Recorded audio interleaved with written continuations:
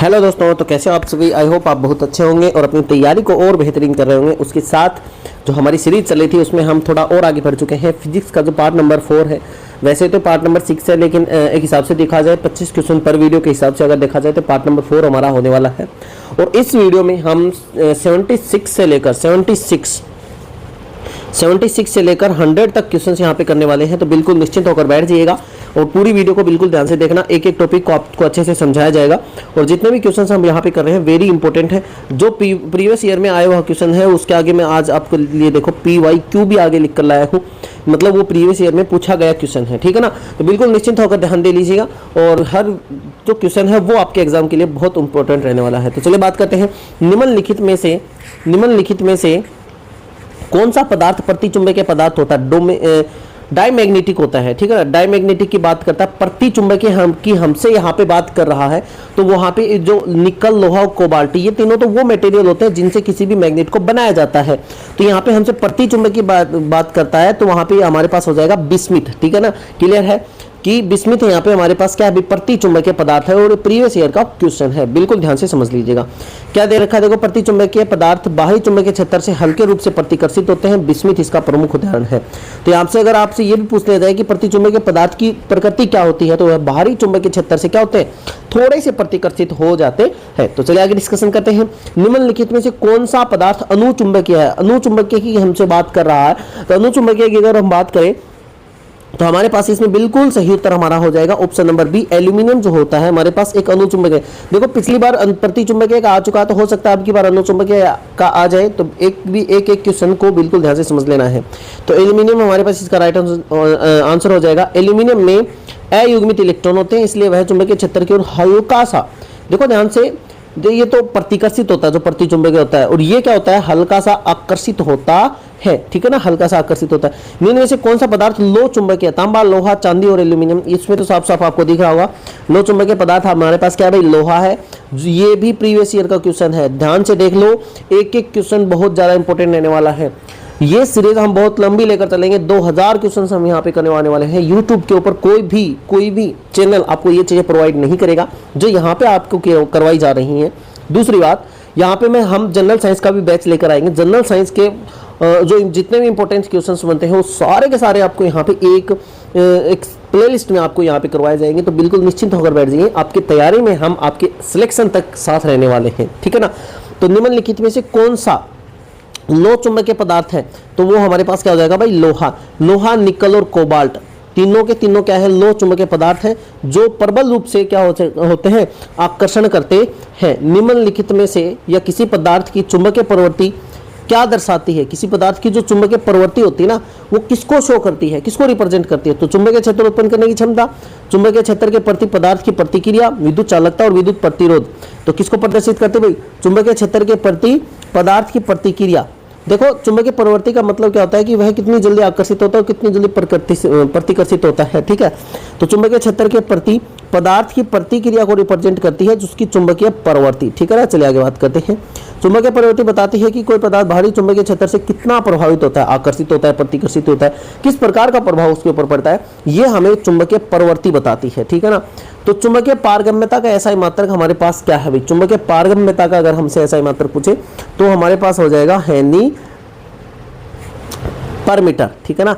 Henry पर metre हमारे पास चुंबकीय पारगम्यता हो जाएगी, ठीक है भाई, ध्यान से देख लेना। निर्वात में चुंबकीय पारगम्यता म्यू नॉट का ऐसा ही मात्रक हेनरी पर मीटर होता है। ध्यान से समझ लो, बहुत इंपॉर्टेंट चीजें यहाँ पे बता रहा हूँ मैं आपको। एक एक क्वेश्चन को ध्यान से समझ लेना है, ये क्वेश्चन बहुत इंपॉर्टेंट है, ध्यान से समझ लेना है ना। चुंबकीय पारगम्यता का ऐसा मात्रक हो जाएगा आपके पास हेनरी पर मीटर। स्थायी चुंबक बनाने के लिए किस गुण का होना अधिक आवश्यक है? मतलब यहाँ से देखो, एक क्वेश्चन ये आ गया, प्रीवियस ईयर का क्वेश्चन है कि स्थायी चुंबक बनाने के लिए उसकी निग्राहिता कम होनी चाहिए, निग्राहिता अधिक होनी चाहिए, धारणशीलता कम होनी चाहिए या धारणशीलता अधिक होनी चाहिए, ये हमसे पूछ रहा है। तो अस्थायी चुंबक बनाने के लिए उसकी निग्राहिता जो है वो अधिक होनी चाहिए। स्थायी चुंबक बनाने के लिए हमारे पास उसकी निग्राहिता जो है वह अधिक होनी चाहिए। अधिक निग्राहिता होगी तो स्थायी चुंबक अच्छा बनाएगा या स्थायी चुंबक बना सकते हैं किसी भी मटेरियल से। क्लियर है? यहाँ पे हमारे पास इसका राइट आंसर हो जाएगा ऑप्शन नंबर बी, ठीक है। स्थायी चुंबक बनाने के लिए उच्च निग्राहिता की आवश्यकता होती है। स्थायी चुंबक बनाने के लिए उच्च निग्राहिता की आवश्यकता होती है, ठीक है, ताकि चुंबक तो आसानी से समाप्त ना हो, बिल्कुल खत्म ना हो, चुंबकत्व जो है वो खत्म न हो, समाप्त न हो। इसलिए स्थायी चुंबक बनाने के लिए निग्राहिता जो है उसकी वो क्या होनी चाहिए, उच्च होनी चाहिए। निग्राहिता क्या होनी चाहिए, अधिक होनी चाहिए। विद्युत चुंबक बनाने के लिए सामान्यतः किस पदार्थ का उपयोग किया जाता है? मृदु लोहा, नरम लोहे का उपयोग किया जाता है। भाई नरम लोहे का उपयोग किया जाता है। अगर हम परिनालिका के अंदर नरम लोहे की छड़ रख देते हैं तो उससे विद्युत चुंबक बन जाता है, ठीक है ना, ये नरम लोहा होता है।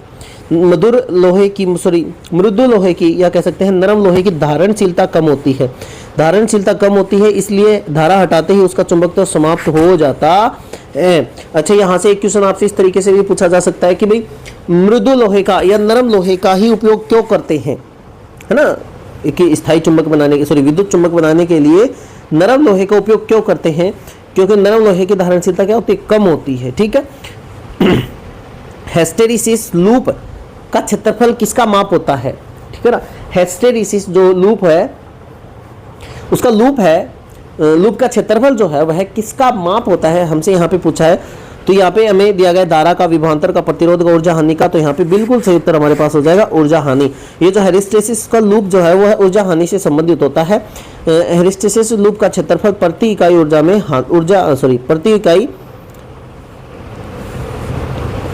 का क्षेत्रफल प्रति चक्कर में वह किसको रिप्रेजेंट करता है? भाई प्रति चक्कर में वह ऊर्जा की हानि को दर्शाता है।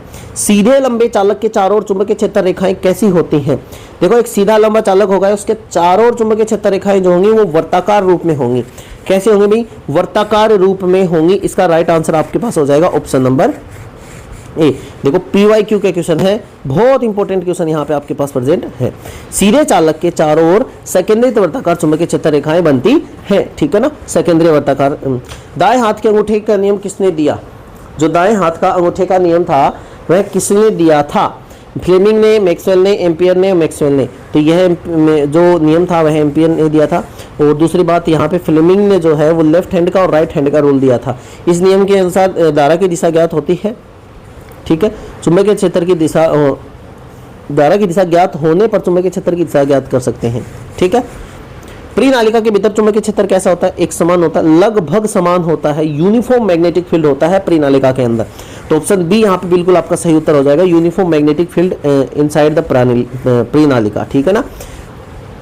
एक लंबी परिनालिका के अंदर चुंबकीय क्षेत्र लगभग क्या होता है भाई? समान होता है। एक्सप्लेनेशन भी यहाँ पे लेकर आया हूँ आपके लिए। धारा को दोगुनी करने पर एक सीधे चालक के निकट चुंबकीय क्षेत्र का मान कितना हो जाएगा? अगर धारा का मान दोगुना कर दिया हमने, एक धारा का मान अगर दोगुना कर दिया तो एक सीधी जो कोई लंबा चालक है उसमें चुंबकीय क्षेत्र का मान कितना हो जाएगा? तो बाय-सॉर्ट के नियम के अनुसार देखें तो B इक्वल टू होता है आपके पास, B equal to mu naught upon में 4 pi IDL sine theta upon में R स्क्वायर। यहाँ पे ध्यान से देखो कि ये जो I है, यहाँ पे ध्यान से आप देखो कि ये जो I है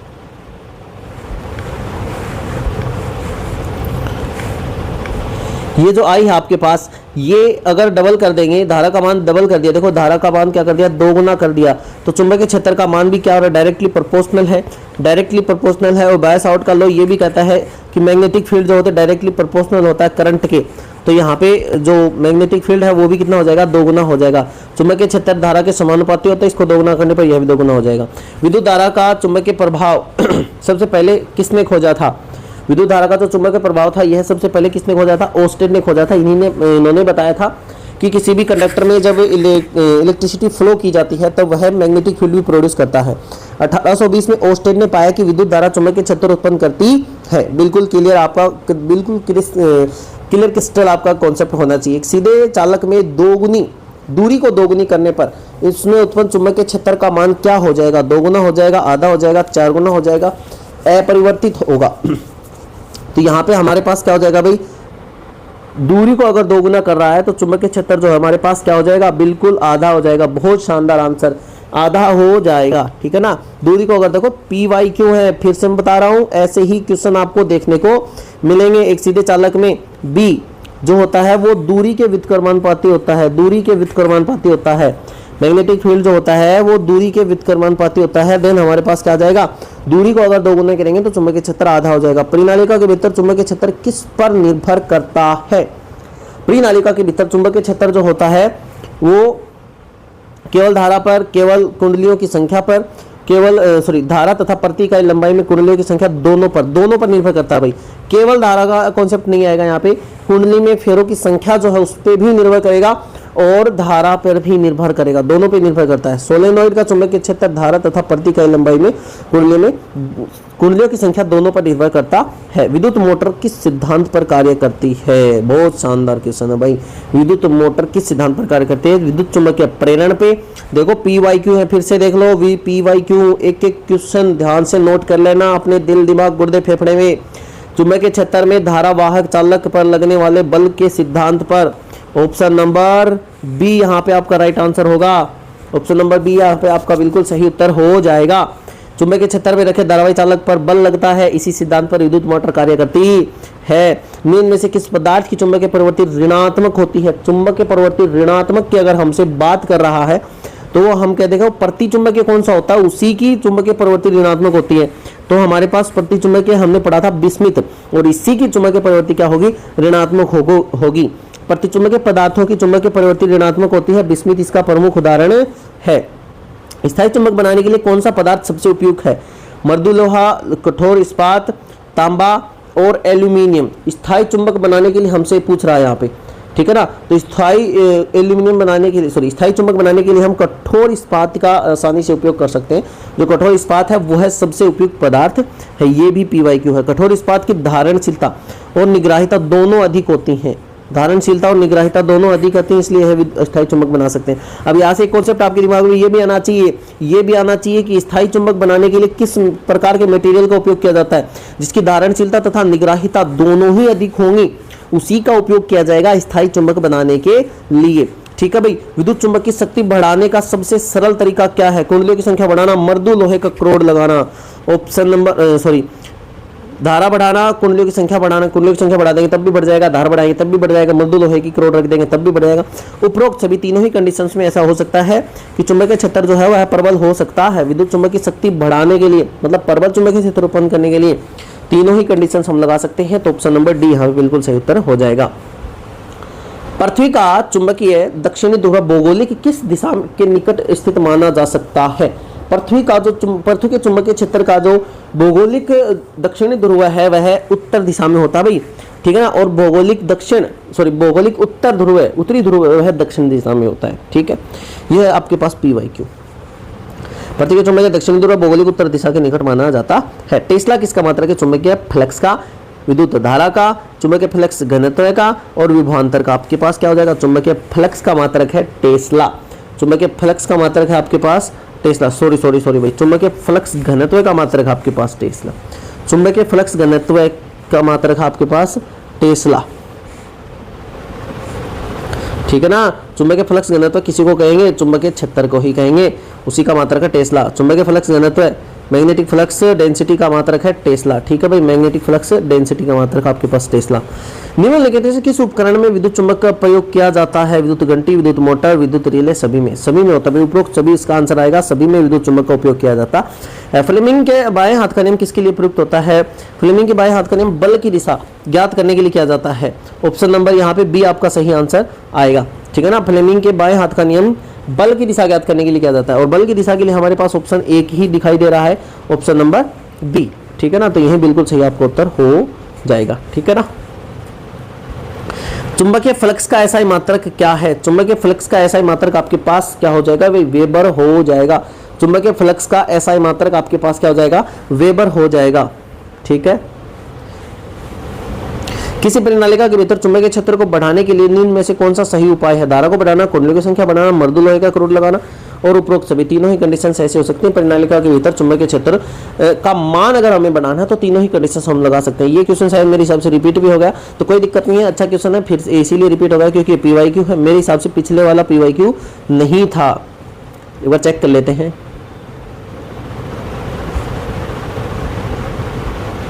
देखो इसमें पीवाई क्यों नहीं ले, विद्युत चुंबक की बात कर रहा है। और यहाँ पे हमसे पूछा प्रीनालिका का, ठीक है ना, यहाँ पे किसकी बात कर रहा है भाई, प्रीनालिका की बात कर रहा है, प्रीनालिका की बात कर रहा है। देखो यहाँ पे मैं सभी की आंसर की भी यहाँ पे मैंने आपको अपलोड करके रखी है। अगर किसी भी बच्चे को अगर इनकी पीडीएफ चाहिए तो हमारा टेलीग्राम चैनल आप ज्वाइन कर सकते हैं, उसकी लिंक मैं आपको पिन कमेंट में प्रोवाइड करवा दी जाएगी, वहां से आप टेलीग्राम चैनल ज्वाइन कर लो और वहीं पे आपको सभी वीडियोस की पीडीएफ जो है वहीं पे प्रोवाइड करवाई जाएगी। थैंक यू, धन्यवाद।